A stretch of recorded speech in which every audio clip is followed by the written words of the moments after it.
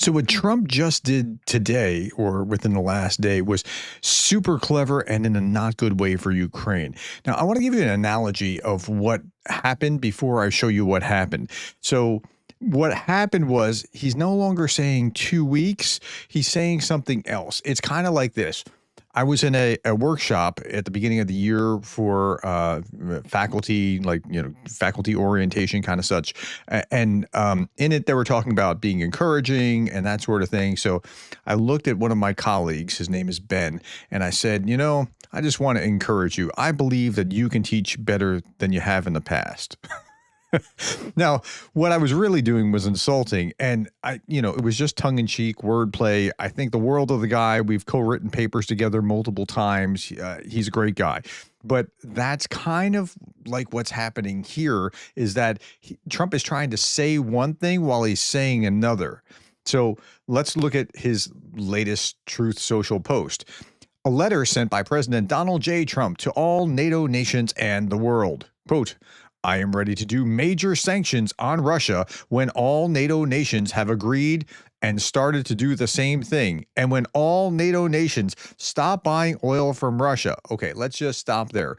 Let's just look at the first part of this. When all NATO nations have agreed to do the same thing, it sounds kind of like maybe, okay, so we all have to have unity about this.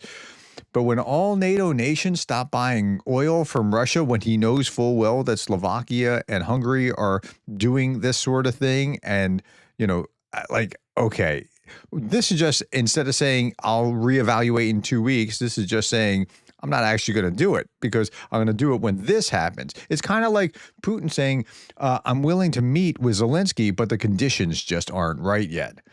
As you know, NATO's commitment to win has been far less than 100%, and the purchase of Russian oil by some has been shocking.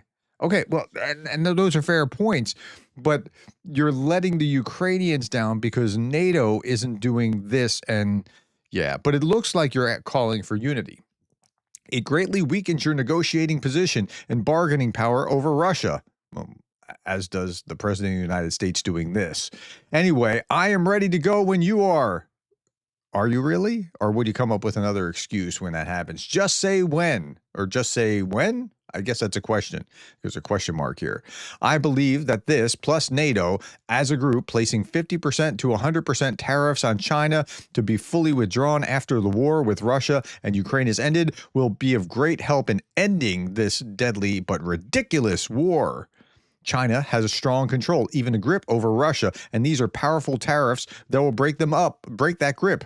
This is not Trump's war. Of course, he's going to go into the same song and dance about how it wasn't his war, Biden caused it, that sort of thing. There's a great joke about the San Andreas Fault is going to be renamed the Biden Fault. Okay, this is not Trump's war. It would never have started if I were president. It's Biden's war and Zelensky's war. It's actually Putin's war. It's none of those. Putin started it. Zelensky wasn't trying to do this. Okay, I'm the only one here to help stop it and save thousands of Russian and Ukrainian lives. 7,118 lives lost last week alone. Crazy. What's crazy is that he thinks he actually has a real number here. That's the crazy part.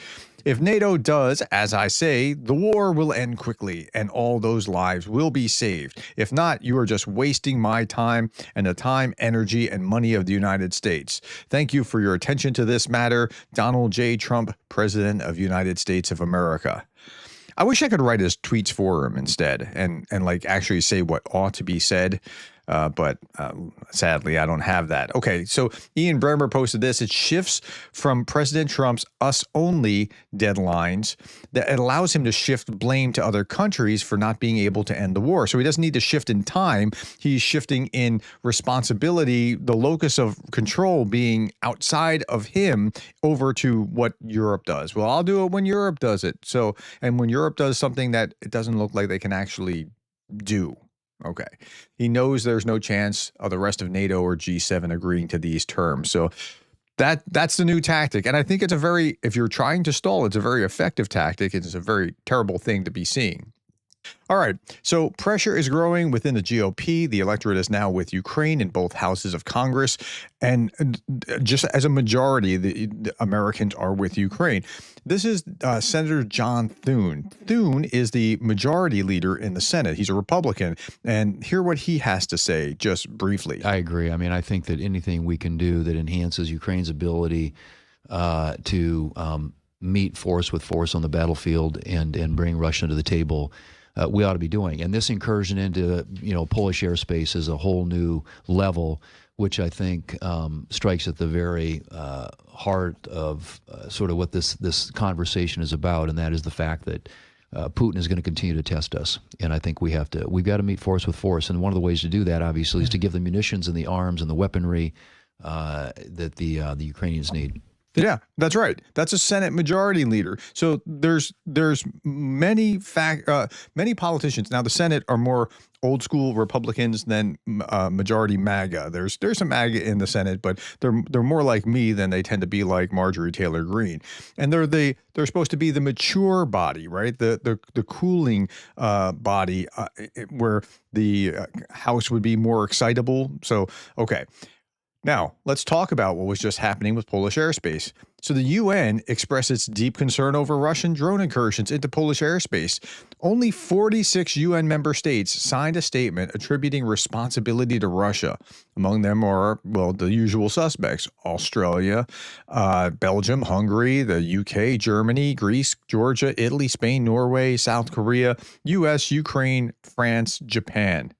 Like that's really weak response from the United Nations. Okay, so Poland announces the start of NATO's Eastern Sentry mission. We'll talk about that in a moment. French military transport aircraft have begun delivering armaments for Rafale.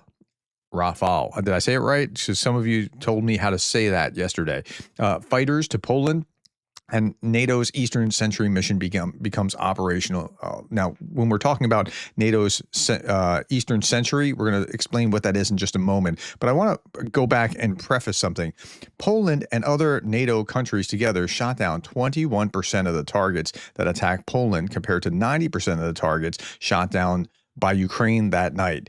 They had to shoot down this much. Like this is real. I showed this yesterday, but it's worth repeating. They had to shoot down this much, and this is what they actually shot. Now they didn't. Some of you said, well, they didn't have to shoot down some that were just going to not hit anywhere anyway. Okay, that's a fair thing. But Ukraine was shooting down this much.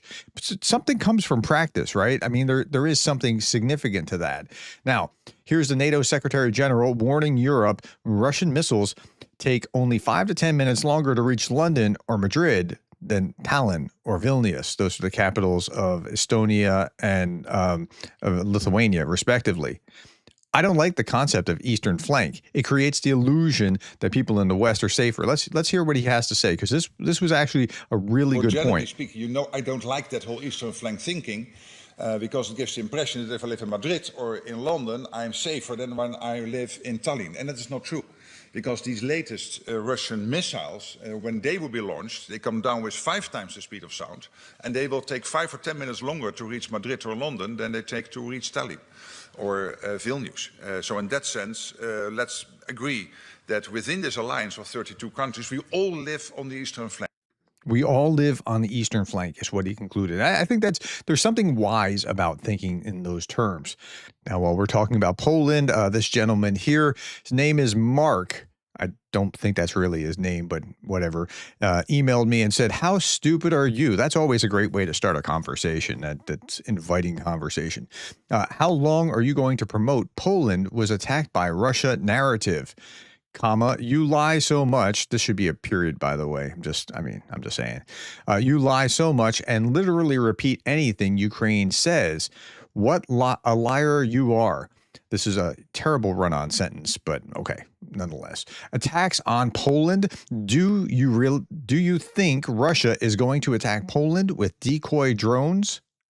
Yes, actually, Russia has done this for a reason, and there's a actually compelling reason. And it was in my last video last night. You are the epitome of a propagandist, and you should be ashamed of promoting such lies and false hope.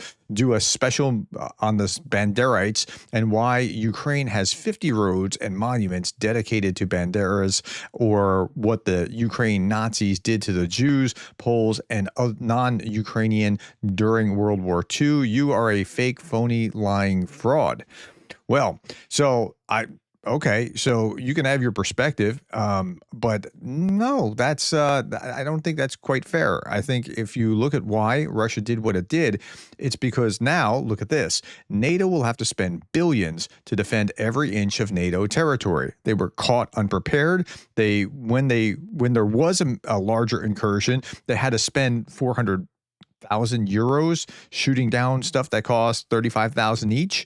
That wasn't a really good idea. And so it seems that they have been exposed. And I think there's even a bigger plan. And I talked about it. I'm not going to talk about it again. In my last video yesterday, I'll post it at the end. But yeah, Russia has a bigger plan here. Now, requests have come from Poland as well as from companies in Germany, Denmark, and the Baltic states to purchase Ukrainian interceptor drones that Ukraine produces following the recent Russian attack with dozens of drones in Poland. Except Ukraine needs these. So don't buy them from Ukraine. Create a licensing deal where Ukraine can get some money for the technology that you can build there so that you have them and they have them. I know you want them right now, but creating a more demand for a rarer thing is going to create a huge spike in the cost for the Ukrainians who desperately need them on an ongoing way. All right, let's talk about sanctions. India's largest port operator banned sanctioned tankers from its harbors. So sanctions are starting to work. Well, wait a minute. I thought that they were just saying, no, Donald Trump, we're not going to do this because we're going to stiff arm your demands for sanctions. Well, they kind of are, but they're kind of not. So the first thing you learn in economics is that incentives matter, right? And if you understand incentives and how people are incentivized, that makes a big difference.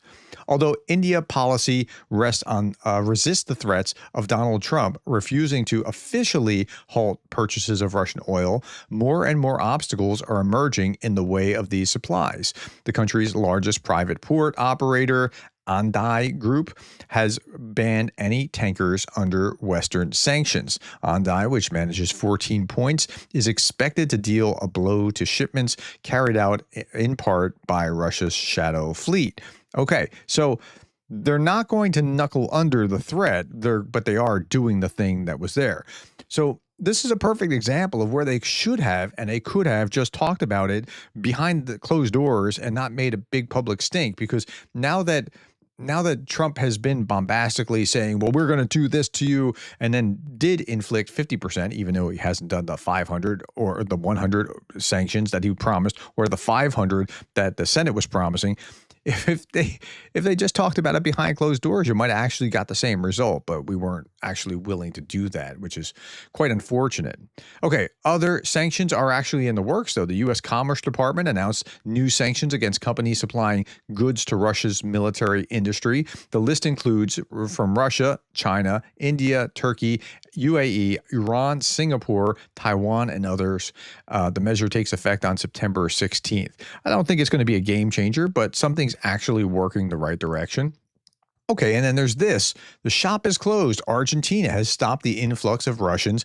Argentina's ambassador to Russia, Enrico Vieira, said that the country has put an end to Russian women coming to give birth for passports. From now on, foreigners must live in Argentina for 2 years before applying for citizenship. The United States has that problem too. They come across the border at 8 months pregnant so that they can have their children with U.S. citizenship, birthright citizenship.